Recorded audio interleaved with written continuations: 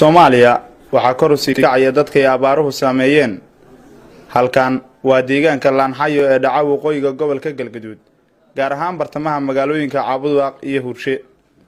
Dhirtu waa angegan tahay, halka xooluhu ay waayeen waxay cunaan. Dhirta beddelkeeda ay ciidda cunayaan, mararka qaarna ay xooluhu dhogorta xoolaha kala cunaan. Dadka deegaanka ku nool ayaa aad uga cabtay abaarta baahsan ee saameysay dhammaan Soomaaliya. Bismillahir Rahmaanir Rahiim. magacay waxa leeyahay Xasan. waxa ku noolaa Laanxayo. Laanxayo ku noolnahay waxaan ka koobanahay 100 qoys. abaar baan saameysay dalalka Soomaaliya la haysta kaleena ma haysto, waxaan u baahanahay gargaar bini'aadanimo. Bismillahir Rahmaanir Rahiim. waxa la yiraahdaa Maxamed Cabduul Xuseen. waxaan ku noolahay Laanxayo meel la yiraahdo. waxaan jira bahla aad u baahsan abaar la yiraahdo. dadka caalamkana waa ka jidhaa. annaka waxaa noo sii dheeraada wax naga warqabo male, hay'ad nooma timaado, idaacad nooma timaado, saaka kor wax noo yimid male. waxaan codsanaynaa in la ka soo gaaro.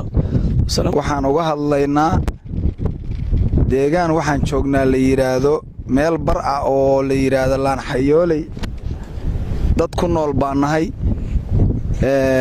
Hurshe iyo Caabudaaq dhexdhexaadkooda baan deegaan u nahay. Xayooley baana la yiraahdaa lagu magacaabaa. waxaanu ka codsanaynaa caalamka iyo hay'adaha iyo dadka wax garanaya meeshaas in qiimeyn lagu sameeyo, in la fiiriyo xuquuqdeeda, in la muujiyo. xoolo abaaraysan iyo dad abaaraysan oo iska tabaalaysan baa jooga. waana dad ilaa meel 150 oo qoys baa laga heli karaa, 150 ama 120 meelahaas. deegaankan waxaa la yiraahdaa Laanxayo ayaa la yiraahdaa. waa deegaan weyn oo bar ah, wuxuuna u dhaxeeyaa Caabudaaq iyo Hurshe dhexbartankooda weeye, xagga iyo xaggaba. hadda ka horna wax ka qabtay ma jiraan.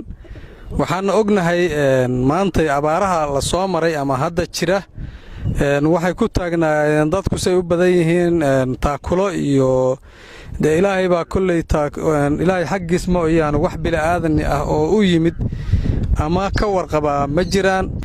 hay-adaha samafalku inay wax ka qabtaan iyo dowladda federaalka iyo midda galmudug intaba in ay dhadheer u yeeshaan, ayna wax ka qabtaan. xoolihii way baaba'een, wax yar baa ka harsan oo hadda si magaciisiyeysan. Xuseen Cali Xuseen, warbaahinta qaranka, Hurshe.